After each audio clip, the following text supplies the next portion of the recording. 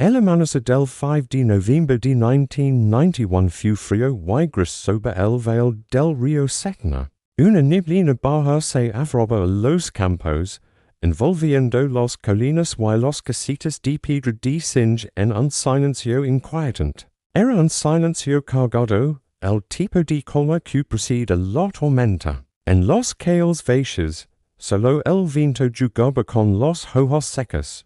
Pero dentro de los coches, el corazón de la gente lucha con un miedo sordo y familiar. La guerra por la independencia de Croacia, cuya había sembrado destrucción en Vukovar y otras ciudades, se acercaba ahora a su puerta.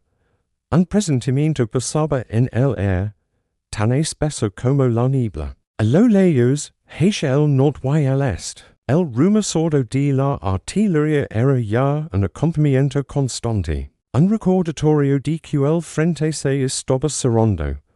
El Ejército Popular Yugoslavo, una maquinaria poderosa heredada del Estado comunista, avanzaba implacable. Su estrategia era clara y brutal. Aplastar toda resistencia en la región de Dalmacia, la costa histórica croata, para cortarla en dos y alcanzar el mar en Split. Split era la clave, la ciudad principal, el puerto vital. Y para liga hasta allí, el valle del Cetina y la pequeña ciudad de Sinj, situada en su centro, eran un paso obligado. Los generales en Belgrado no veían en Sinj más que un punto en el mapa, un obstáculo menos que su ejército barrería con facilidad. Y tenían razones para creerlo. Las cifras, frías y duras, lo dicen todo. Del lado yugoslavo se movilizaban cerca de 30,000 hombres. 30,000 soldados profesionales, equipados con todo el peso de una industria militar moderna. Columnas interminables de tanques T-55, vehículos blindados, camiones cargados de infantería, batallones de artillería pesada con cacones de 120 to y 150 milímetros, capaces de reducir pueblos enteros, escombros, y el apoyo aéreo, los coches y helicópteros que dominaban el cielo. Era la cuarta fuerza militar de Europa entrenada y experimentada. Una hidra de acero que avanzaba con la confianza de quien ve una maniobra, no una batalla. Del otro lado, detrás de las primeras líneas de colinas que guardaban Sinj, estaban ellos. 700. El número resonaba con una crudeza desesperante. No eran 700 soldados de élite. Eran 700 rostros, cada uno con una historia. Había policías locales, hombres que hasta hace unos meses patrullaban calles tranquilas. Había voluntarios, muchachos recién salidos de la escuela o de sus trabajos en el campo, que apenas sabían sostener un rifle. Había algunos veteranos de las fuerzas especiales croatas, un puñado de hombres cortados que eran la única espina dorsal militar real. Y había civiles, padres de familia, granjeros, comerciantes, que habían tomado las armas porque no había otra opción. Su equipamiento era un mosaico de lo que se había podido conseguir. Viejos fusiles de caza, uniformes improvisados, moral y poco más. El comandante de esta defensa imposible era Josip Jelic, un hombre de carácter serio, que mirada reflejaba el peso abrumador de la responsabilidad. Sabía, como todos lo sabían, que lo que se avecinaba no era una batalla, sino un asedio aplastante. Recorría las posiciones en las colinas, observando a sus hombres cavar trincheras apresuradas. Apelas socos de arena, camuflanidos de ametralladora. Hablaba con ellos, no con grandes discursos, sino con palabras secas y prácticas. Aguantan aquí. Cubran a su compañero. No despedacen. Munition. En sus oídos, cada uno de esos flanidos de ametralladora. Hablaba con ellos, no con grandes discursos, sino con palabras secas y prácticas. aguantan aqui, cabrones su compañero, no despedacin, munition, en sus hoyos, coda a no diesos setecientos nombres tenía un rostro, sabía que probablemente la estaba pidiendo que murieran, pero también sabía que detrás de ellos no había nada, detrás estaba Sinj con sus mujeres, sus niños, sus ancianos, detrás estaba el camino abierto hacia el corazón de Dalmacia, retroceder no era una opción, aquel veil, aquellas colinas pedregosas, serían su tumba o su gloria. En la ciudad, la vida se había transformado en una espera angustiosa. Las cosas con los persianas bajas brillan ojos cerrados, las familias se hacinaban en los sótanos, preparando lo que podían. Un poco de comida enlatada, botiquines de primeros auxilios, mantas, los mujeres. Con la caritanza per decidida, organizaban la logística imposible. Preparaban comida en grandes calderos, enrolaban vendas, reunían botellas vacías que más tarde, líneas de gasolina y con un tropo hecomecha, se convertirían en la defensa de los pobres, los cócteles Molotov, los niños sentían el miedo de los adultos, aunque no entendieran del todo. Solo sabían que el ruido lejano era malo, y que sus padres hablaban en susurros, por las carreteras serpenteantes que bajaban de los montañas. Empezaron a llegar los primeros refugiados, gente de aldeas ya capturados o bombardeadas, llegaban con lo puesto, en carros tirados por caballos o a pie, con el terror grabado en los rostros.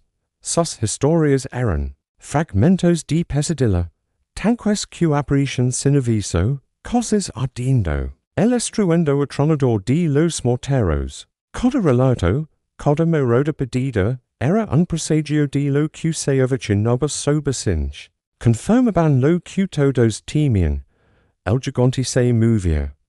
Y era tan grande y cruel como se rumoreaba. La inteligencia croata, escasa y desesperada, iba filtrando informes.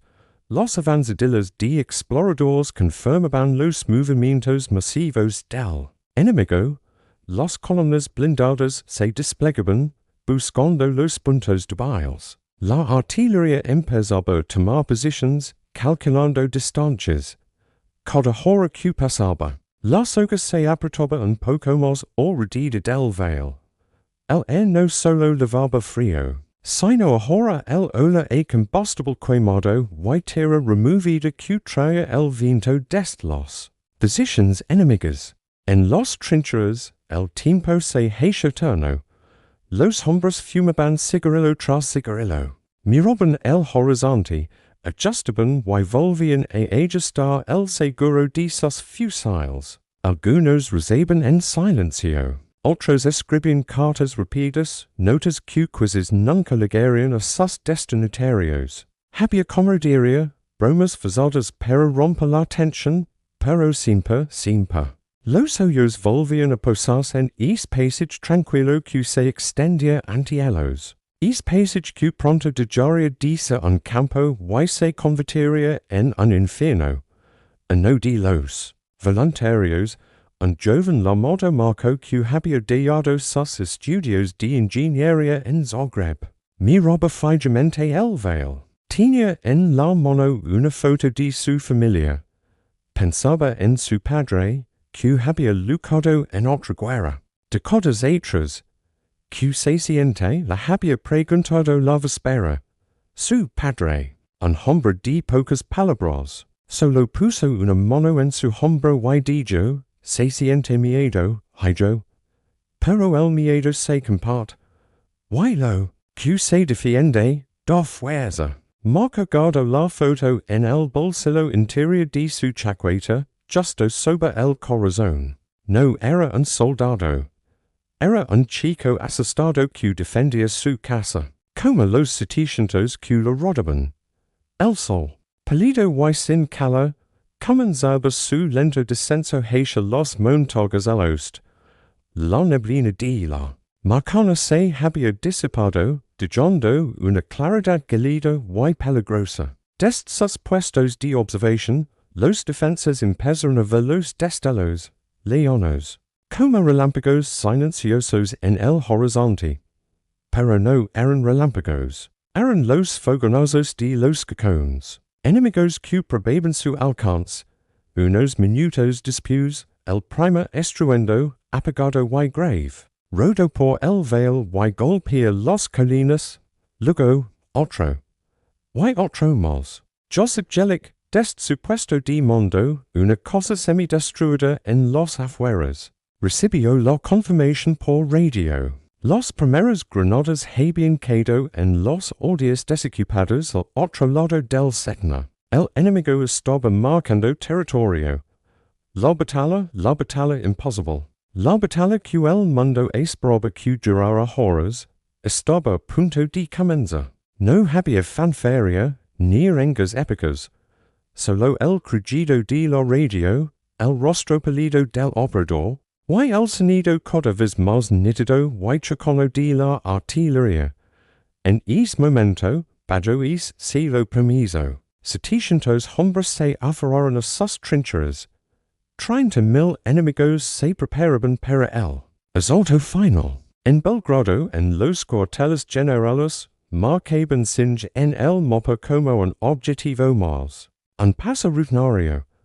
En Zagreb, el gobierno croata, desbordado por múltiples catástrofes, apenas podía seguir la situación. Sus esperanzas eran tan escasas como las municiones en Sinj. Pero en el valle, algo más que miedo se había solidificado. Era una determinación fría, silenciosa, nacida de la desesperación absoluta. No había gloria en morir aquí. No había ideología grandiosa en ese instante. Solo había una línea trazada en la tierra. En la cresta de una colina, a los afueras de un pueblo que querían la mahoga. Iban a defender esa línea, no contra un ejército, sino contra un destino que todos daban por sentado. Iban a intentar lo imposible. Y el mundo, pendiente de focos más grandes, ni siquiera miraba hacia aquel rincón olvidado de Dalmacia donde la historia, contra todo pronóstico, continua la respiración. El primer impacto de artillería pesada que estaba en los afueras de Sinj no fue un sonido, fue un golpe físico, sacudía la tierra. Hizo vibrar los cristales de las ventanas y tapiadas y resonó en el pecho de cada persona como un latido de muerte. La tormenta de acero había comenzado. Los cálculos del Ejército Yugoslavo eran simples y metodológicos. Satura de explosivos las posiciones croatas. A plena cualquier resistencia desde la distancia y luego enviar a la infantería. Y los blindados a limpiar lo que quedara. Era el manual de cualquier ejército moderno. Pero los defensas de Sinj no habían leído ese manual, o simplemente lo habían roto. Los 700 no estaban en un campo de batalla abierto, donde el enemigo pudiera desplegar toda su fuerza. Estaban diseminados por un laberinto de colinas pedregosas, barrancos profundos, pequeños bosques y los primeros edificios de piedra de los afueras. Cada granadero, cada francotirador, cada hombre con un fusil era una isla de resistencia independiente. El comandante Jelic lo había entendido. No podían enfrentarse al gigante cuerpo a cuerpo. Tenían que convertirse en 1000 pulgas picando, molestando, desangrando el coloso dest 1000 heridas pequeñas. La primera oleada de infantería yugoslava avanzó con confianza tras el bombardeo. Esperaban, encontrar trincheras vacías o hombres muertos. En su lugar encontraron un silencio engorroso. Y entonces, dest posiciones bien camufladas, el silencio estaba en un fuego cruzado. Preciso y mortal. Los francotiradores croatas. Hombres como el que todos llamaban Stari el Viejo. Un cazador de la zona que conoce cada roca y cada sombra del valle. Comenzaron su trabajo. Un disparo, un soldado enemigo cae. Otro disparo. An official Q doba ordines se dispomoba. No eran rafagas diametralodora, eran golpes secos y frios Q sembraban el panico. El avance en entechio, los soldados se tiraban al suelo, buscando una cobertura Q no encontraban. Mientras, en la ciudad, la vida se había transformado en una corriente subterránea de valor. Los mujeres, los ancianos y los adolescentes que no estaban en el frente hicieron de los caels su campo de batalla. Bajo el esporádico fuego de mortero que alcanzaba los primeros edificios. Organizaban una cadena de suministro imposible. Cocinas de compoca humeaban en los patios traseros, preparando grandes calderos de guiso y café negro espeso. Es café y esa comida caliente viajaban en menos de chavales de quince de seis ecos, Q. Con la carapelida de miedo por los dientes apretados, se deslizaban por senderos laterales y trincheras de comunicación, para llevarlo a los hombres en las colinas. Una de esas chicas era Ana. Tenía 17 ecos, y llevaba en una mochila varias botellas de agua y pan envuelto en trapos. El sonido de los disparos la hacía encoger instintivamente, pero seguía corriendo, agachada, hacía un puesto avanzado, don sabía que estaban su hermano mayor y dos de sus amigos. Al llegar, los encontró exhaustos, con la tierra y el sudor pegados a la cara. No hubo grandes palabras. Solo les entregó la mochila, un rápido apretón de manos con su hermano, y una mirada que lo decía todo. Sigan vivos. Esos gestos simples, es café humant en una taza metálica en medio del infierno, eran lo que sostenía la moral. Los hombres no luchaban por una bandera abstracta. Luchaban por Ana, por su hermano, por la mujer que les había preparado la comida. El mando yugoslavo, irritado por la feroz resistencia, decidió presionar más fuerte. Los tanques T-55 entraron en escena. Sus pesados cañones rugieron, destrozando las pocas casas que servían de refugio a los defensores. Su blindage parecía invencible para los fusiles de los croatas. Por un momento, la desesperación cayó sobre las trincheras. Ver esos moles de acero avanzar, implacables, era como ver ligar el fin. Few entonces cuando surgió la ingeniería de la desesperación. De los sótanos de Sinj salieron las reservas de gasolina, las botellas vacías y los trapos. Los hombres que habían sido mecánicos, granjeros o estudiantes se convirtieron en improvisadores letales. Los cócteles Molotov, un arma de los pobres, se convirtieron en la pesadilla de los blindados. No era fácil. Había que acercar sigilosamente, bajo un fuego nutrido, hasta una distancia suicida. Un voluntario, un antiguo camionero llamado Iván, se arrastró por un canal de riego con 3 de esas botellas. Esperó a que el tanque, confiado, pasara cerca. Se levantó de un salto, incendió el trapo y lanzó la botella con un grito que era pura adrenalina. La botella se hizo aguijos sobre la regla del motor del tanque, y las llamas se abrazaron el metal. El fuego no penetraba el blindage, pero el humo y el calor sofocaban a la tripulación, que, presa del pánico, muchas veces abandonaba el vehículo, ciegos y tosiendo, para ser repelidos por el fuego de los fusiles. No era una victoria limpia, era una lucha salvaje y visceral. Los días se convirtieron en una sucesión interminable de ataques y contraataques.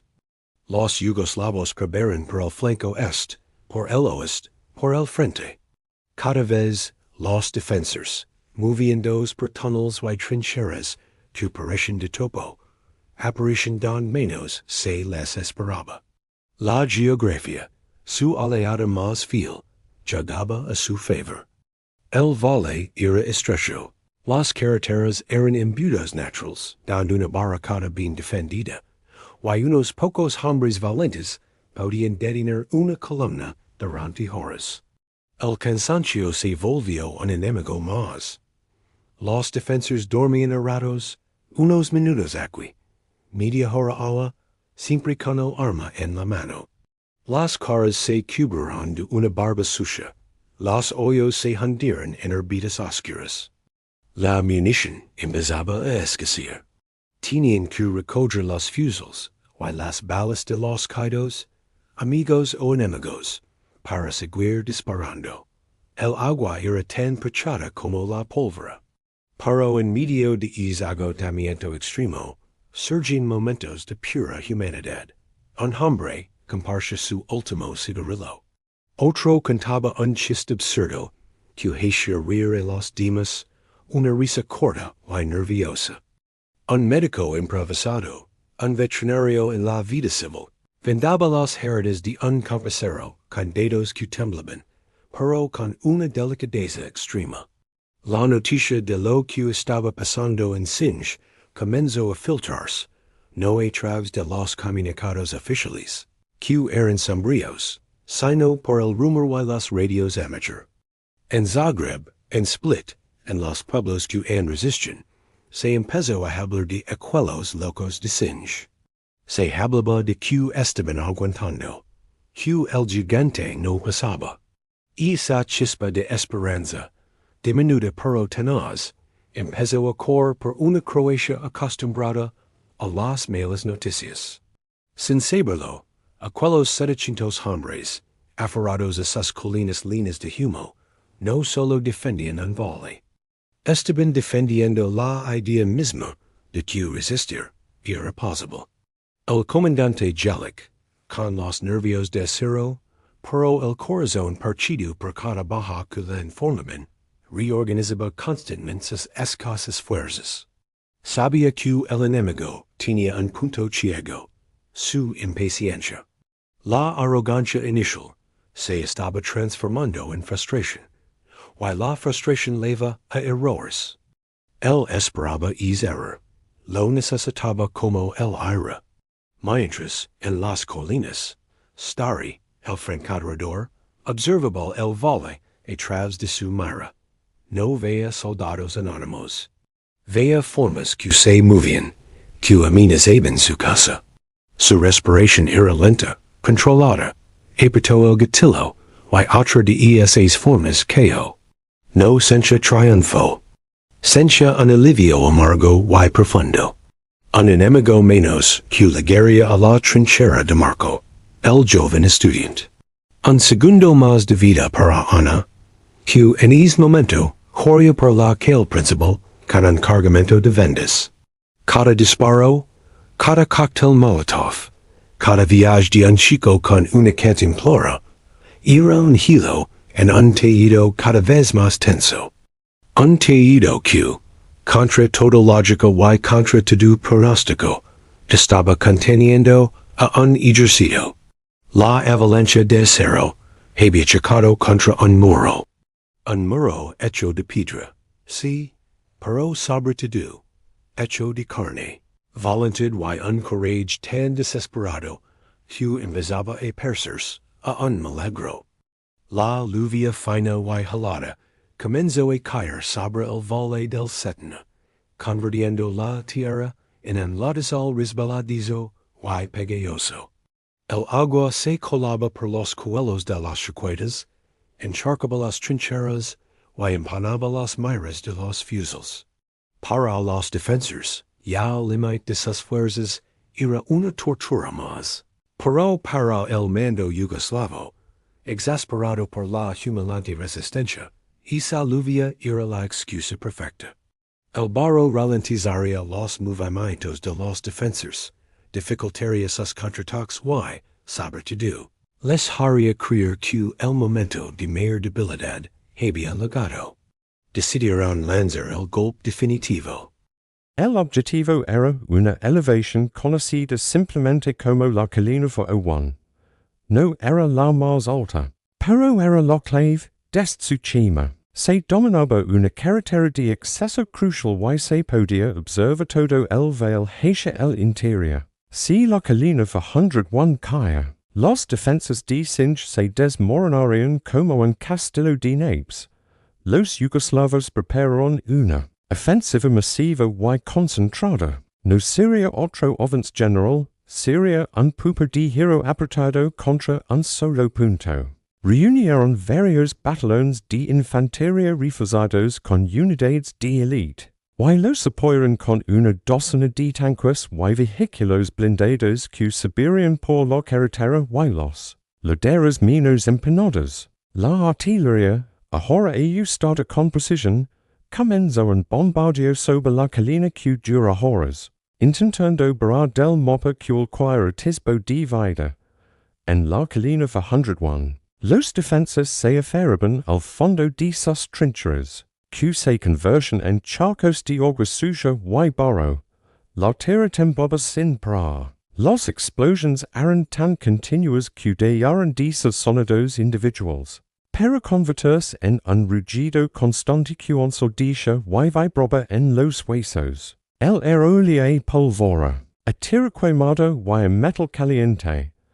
El comandante de sector, un antiguo policía llamado ante, gritaba órdenes que apenas se escuchaban. Tenía bajo su mando a menos de 80 hombres, una mezcla de voluntarios y algunos soldados. Entre ellos estaba Marco, el joven estudiante. Su cara juvenil estaba ahora cubierta de barro seco y una expresión de fatiga infinita.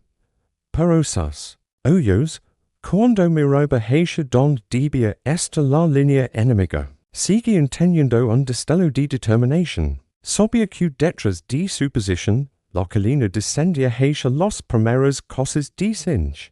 Detrás estaba una su hermana. El bombardeo cesó de repente. El silencio que lo siguió fue casi más aterrador que el estruendo. Era un silencio pesado, cargado de presagio. Luego, desde el bosque en la base de la colina, llegaron los gritos. Gritos de mundo, de arengas. Y tras ellos, las sombras empezaron a moverse. Decenas, quizás cientos de soldados enemigos emergieron del foliage, avanzando cuesta arriba en formación de asalto. Detrás de ellos, con un ruido metálico y gutural, aparecieron los tanques, escupiendo fuego de sus cacones principales y ametralladoras. Antigrito, a las posiciones, no digan que se acercan. Los hombres, medio aterrados, se arrastraron hasta el borde de sus trincheras. El primer contacto fue una descarga feroz de fusilería. El crepito de los disparos croatas trataba de frenar la marea, que subía. Muchos soldados yugoslavos caían, pero otros muchos seguían avanzando, disparando desde la cadera, arrollando granadas. La distancia se acortaba peligrosamente. Fue entonces cuando uno de los tanques, resbalando y patinando en el barro, logró posicionarse en un claro y apuntar su cocón directamente a un nido de ametralladora croata. El disparo fue un fogonoso seguidor. Cuando el humo se disipó, el nido había desaparecido, y con él, tres hombres. Un grito de horror y rabia recorrió la línea croata.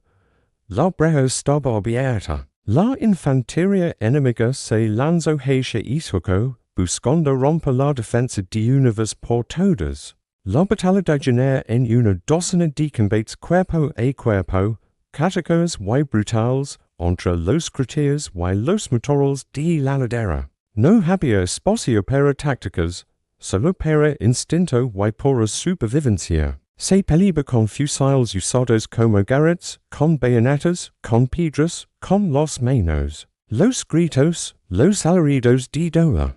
El choque de metal contra metal se mezclaban con el tapleteo de las ametralladoras leonas. Marco se encontró luchando contra un soldado enemigo, en el fondo de un cráter. Era más grande que él. Rodaron por el barro, forceyendo por un cuchillo. Marco solo podía pensar en la foto de su familia, en el bolsillo sobre su corazón. Con un último esfuerzo logró zafarse con un movimiento brusco desarma Alhambra. Los dos quedaron jediendo mirandos a los suyos, dos caras jvins líneas de borro terra. Marco no lo motto. Le grigi que se fuera, que carrera calina abajo. El soldado, desconcertado, haya. Marco se desplomó contra la tierra, temblando, sin saber si había hecho lo correcto, solo sintiendo un alivio abrumador.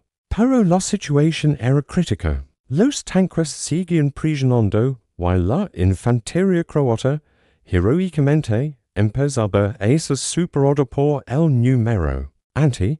Herido en un brazo, transmitió por la radio un mensaje desesperado al puesto de mando de Jelic, no podemos aguantar mucho más. Necesitamos refuerzos o la colina sí. En Sinj, el sonido de la batalla en la colina 401 era un trueno continuo. Todos sabían lo que estaba en juego. Jelic no tenía reservas, o casi ninguna. Solo un pequeño grupo de unos 30 hombres, la última carta, que se mantenía en la ciudad por si había que repeler un ataque directo por otro flanco. Era una decisión imposible. Si enviaba esos hombres y fracasaban, Sinj quedaría completamente desprotegida. Si no los enviaba, la colina sería.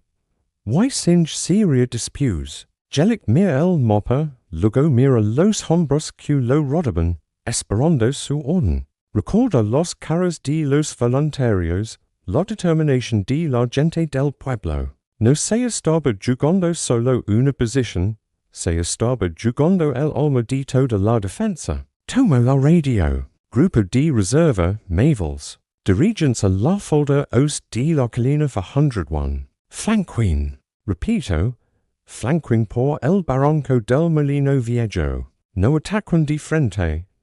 Era una orden arriesgada. El barranco era un camino traicionero y estrecho. Pero ofrecia cobertura. Si lograban liga sin ser detectados, podían caer sobre el flanco del ataque enemigo. Los 30 hombres, liderados por un sargento experimentado, salieron a la carrera, desapareciendo entre las ruinas de los afueras. Su viaje fue una carrera contra el tiempo y el destino. Escuchaban los sonidos de la batalla cada vez más fuertes, más desesperados. Cuando llegaron al borde del barranco, vieron la escena. La ladera de la colina era un hervidero de humo, fuego y movimiento. El grueso de la infantería yugoslava estaba concentrado en el asalto frontal. Con la espalda parcialmente expuesta hacia el barranco.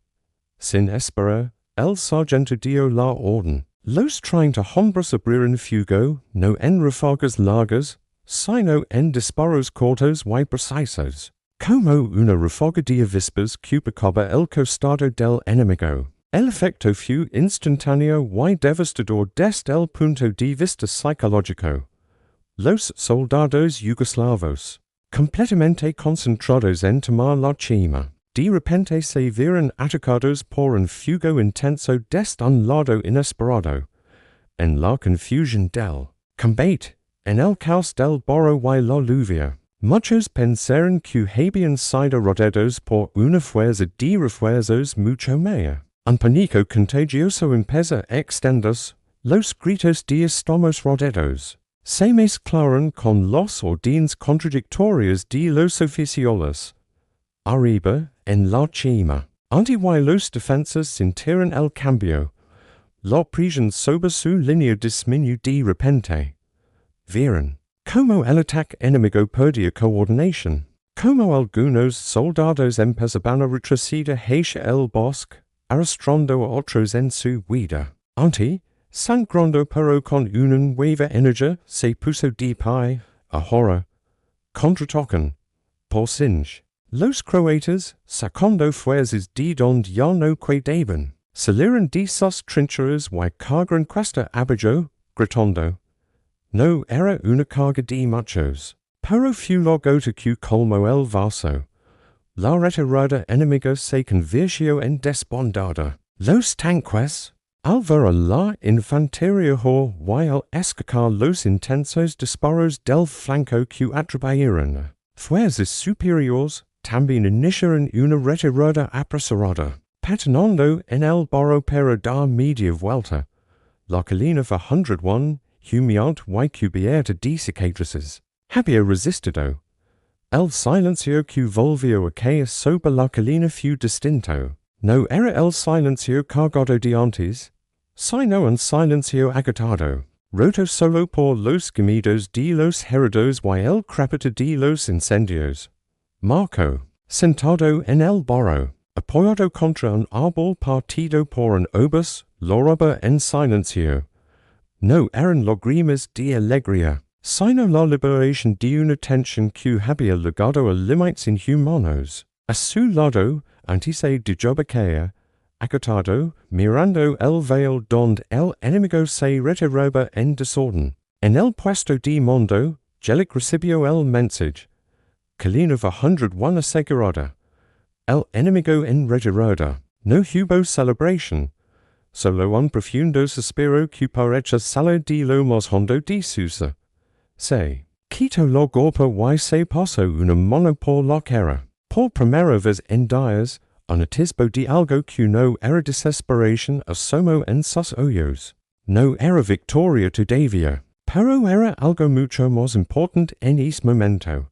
Era la prueba de que el gigante podía ser herido. El milagro, follado en barro, sudor y sangre, acababa de dar su prima y más crucial fruto, la esperanza convertida en realidad. La retirada del enemigo de la colina fue 101 no fue el final. Era solo un respiro, un momento para tomar aliento en medio de la tormenta. El valle quedó en un silencio tenso, roto por los gritos de auxilio de los heridos y el crepito de los incendios que nadie podía apagar. La lluvia había parado, dejando un cielo plomizo y bajo que parecía pesar sobre las ruinas humildes. En las trincheras, los hombres se movían como sonambulos. El esfuerzo sobrehumano de haber repelido el asalto los había dejado vacíos.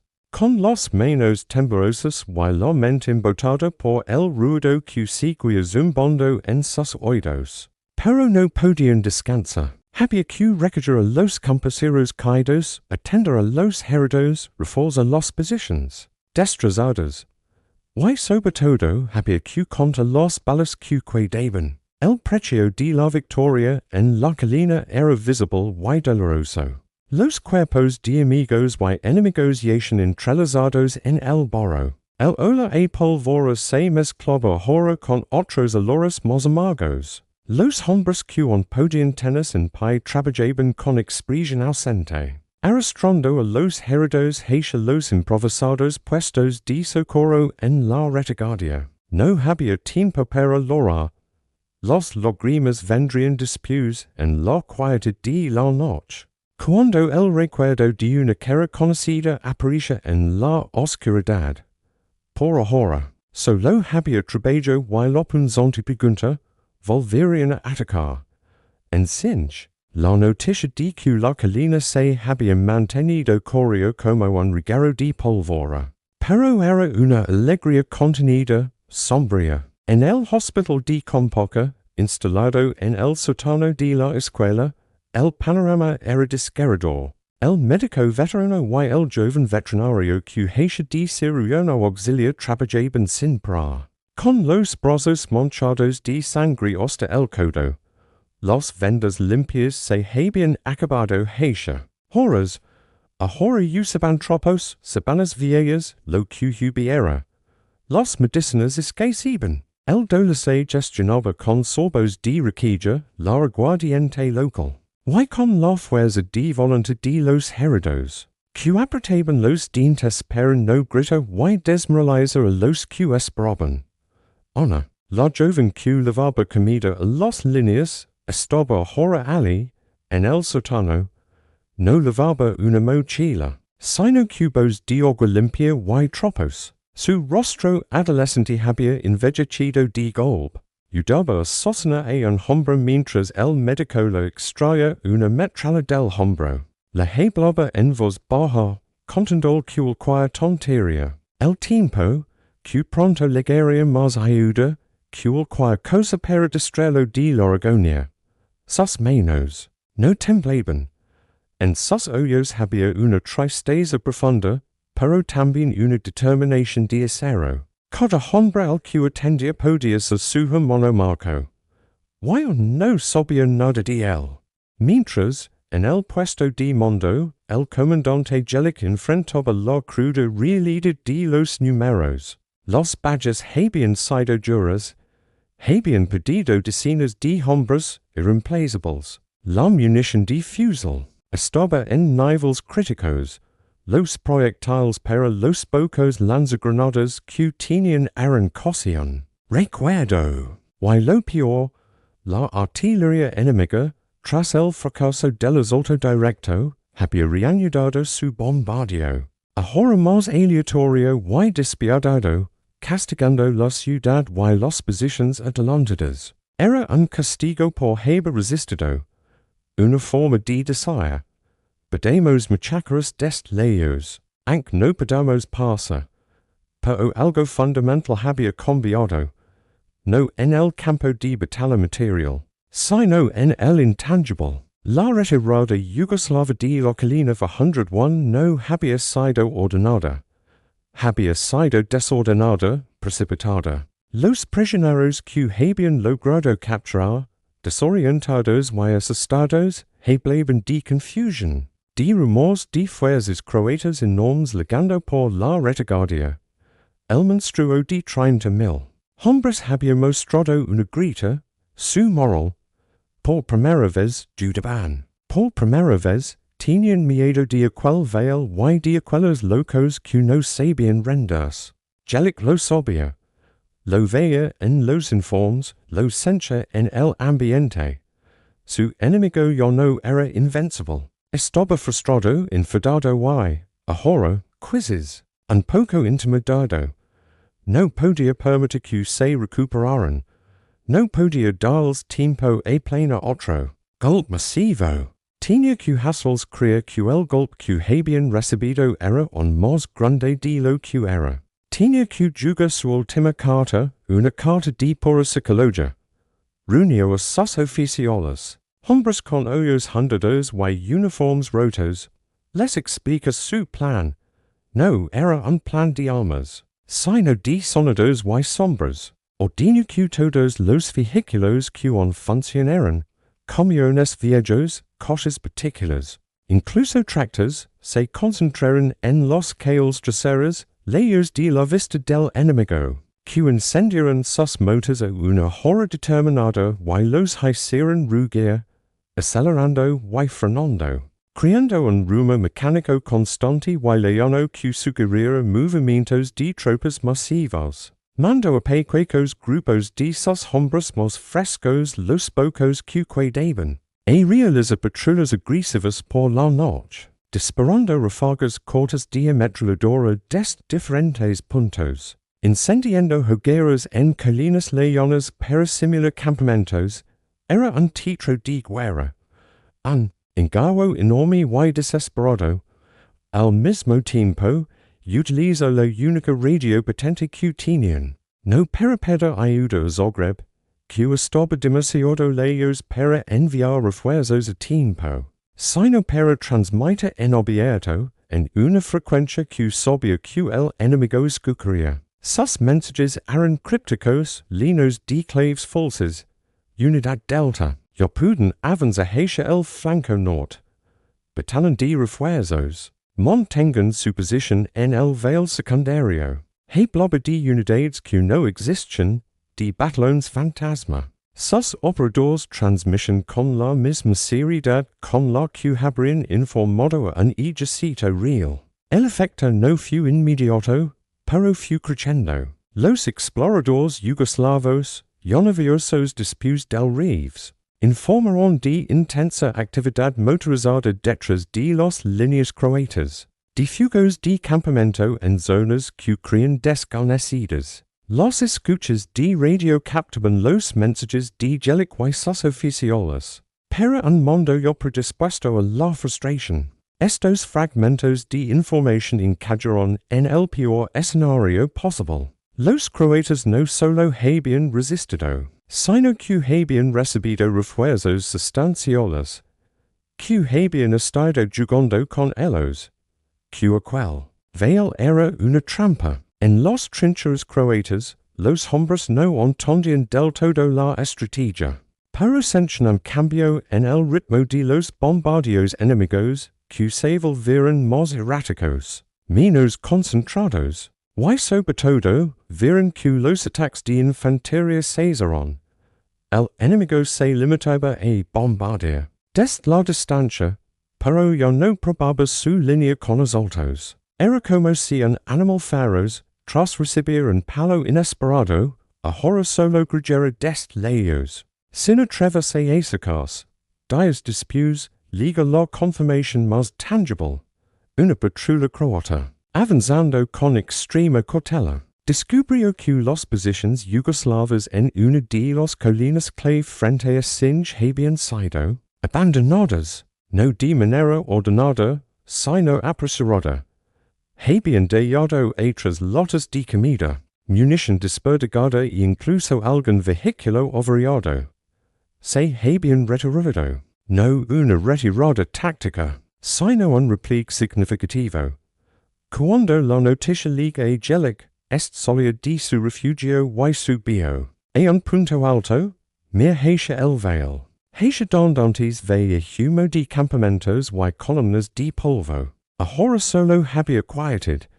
Un viento frío soplaba, levandos el olor de la pólvora, poco a poco. No hubo un gesto triunfal.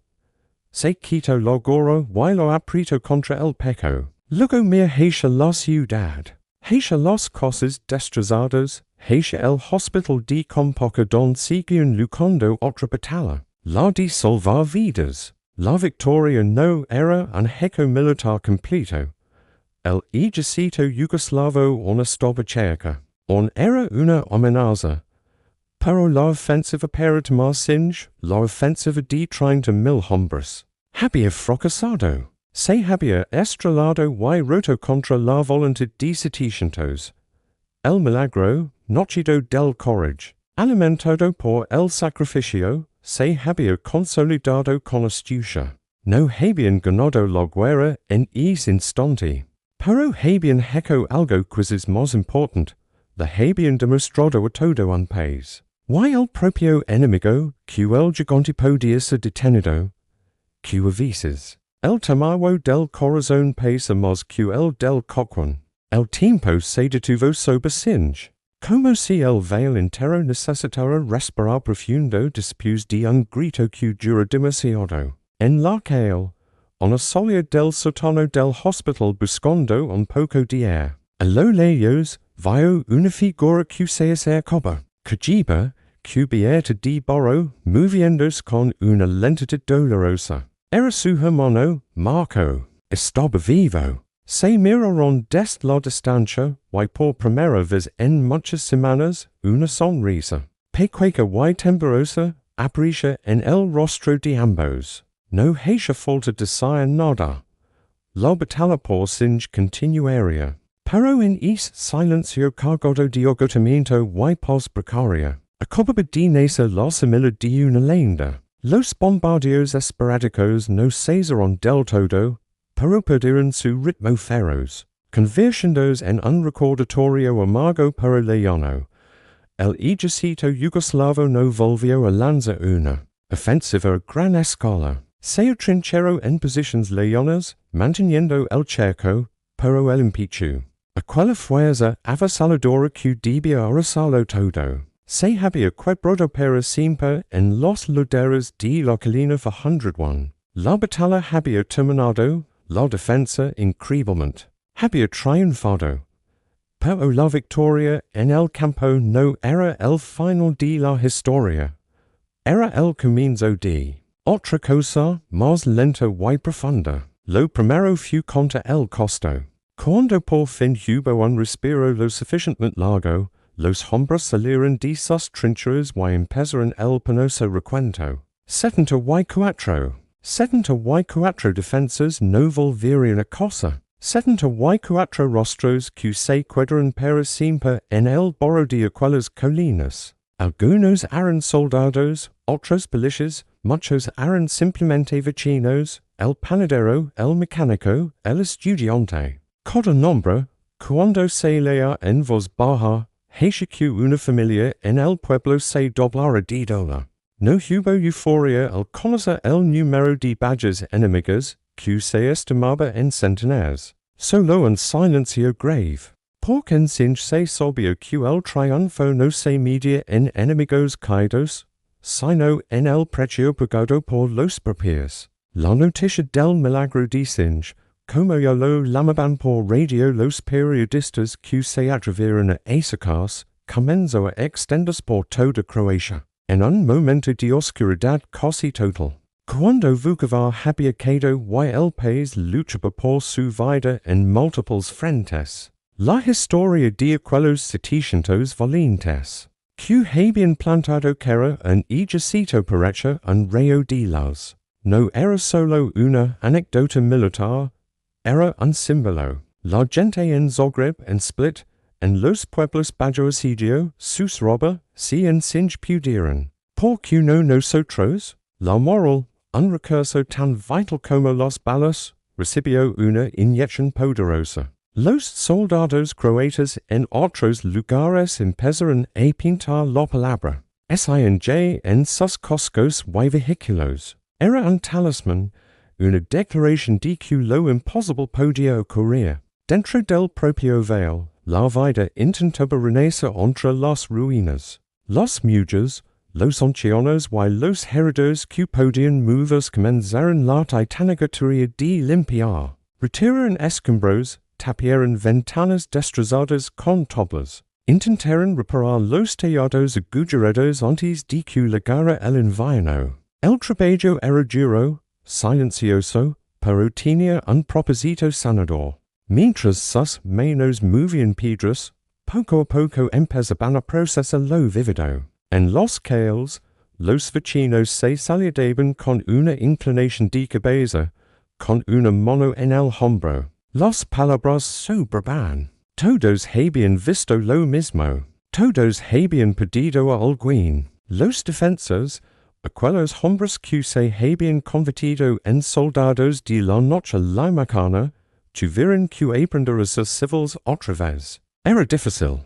Marco, el joven estudiante, volvió a la casa semidestruida donde vivía con su hermana. Por las noches, disputaba sobresaltado con el sonido de un motiliano o ulcerar una puerta de golpe. Sus manos, acostumbradas a la frialdad de un fusil, a veces temblaban al sostener un tenedor. Ana lo observaba, y sin decir nada, le servía una taza de té y se sentaba a su lado en silencio. La curación no vendría con discursos, sino con esa presencia tranquila y persistente. El comandante Josip Jelic, el hombre que había cargado con el peso de la decisión constante, se convirtió en una figura reverenciada, pero también en un hombre visiblemente marcado. Recorría los calles, hablaba con las familias de los caídos, visitaba a los heridos en el hospital, escuchaba cada historia, cada recuerdo, y esencia en silencio. No se atribuyó ningún mérito especial. Cuando los periodistas le preguntaban por el secreto de la victoria, él respondía con una frase sencilla. Aquí no hubo un secreto, hubo 700 secretos. Y cada uno tiene un nombre y un apellido. Para él, la victoria era un deber cumplido, pero también una carga perpetua. Cada una de las 74 bajas era una pregunta que resonaría en su conciencia para siempre. Con el peso de los meses y luego de los secos, la memoria de lo ocurrido empezó a tomar forma concreta. No querían que el sacrificio se perdiera en el olvido o se convirtiera en un simple número. En un libro de historia, la comunidad decidió levantar un monumento. No una estatua grandiosa de un héroe anónimo, sino algo que contara la verdad de lo sucedido. En la colina 101, el lugar donde la batalla había girado. Empezaron a colocar cruces de piedra blanca, no una, ni dias, setecientas, una por cada defensa que estuvo allá cual noviembre. Es un campo silencioso y sobrecogedor, donde el viento susurra entre las cruces alanedas. Caminar entre ellas es comprender la escala de aquella determinación. No fue el acto de unos pocos heroes, sino la suma de muchas voluntades individuales, cada una tan frágil y a la vez tan firme como una piedra. Codoco, el 5 de noviembre, el veil entero se detiene. Es un día de recogimiento, no de fiesta. Se celebra una misa solemne, y luego una procesión silenciosa sube hasta la colina de 101.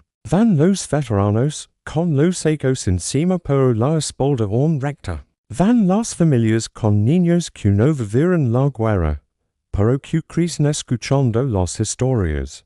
Van los vecinos. Colocan flores a los pies de los cruces, se besignan, loran en silencio. No hay discursos grandilocuentes. El respeto y el recuerdo son el único lenguaje. El legado del Milagro de Sinj trasciende la guerra en la Croacia. Se convirtió en una parte fundamental del espíritu de la Croacia moderna. Un recordatorio talado en la roca de que la voluntad humana, cuando se une alrededor de un propósito común, puede alterar la lógica más cruel. No es una lección sobre la gloria de la guerra, sino todo lo contrario. Es una lección sobre el precio de la paz y la libertad. Y sobre la extraordinaria capacidad de la gente común para defender su hogar. Hoy, si visitas Sinj, verás una ciudad tranquila, reconstruida, con sus cafés llenos de vida y el río Cetina fluyendo sereno. Pero en el aire, en la mirada de la gente mayor, en el nombre de algunas calles, permanece el eco. Los niños en la escuela aprenden lo que pasó, no como un cuento de heroes invencibles, sino como la historia de sus bisabuelos, abuelos y vecinos que, asustados pero firmes, dijeron hasta aquí. El verdadero milagro no fue que no cayeron. El milagro fue que, a pesar de todo el miedo, del frío, del dolor y de la abrumadora desventaja, eligieron cuidados, y el cuidados cambiaron para siempre la historia de su pueblo, y escribieron, con sus nombres, un capítulo imborrable de courage en la memoria de una nación, una memoria que no grita, sino que susurra desde setecientas cruces de piedra en una colina, recordando que a veces, lo más pequeño puede contener una fuerza inmensa. Gracias por acompañarnos en esta historia. Si te ha conmovido, suscribid para conocer más relatos que merecen ser contados. Nos vemos en el próximo video.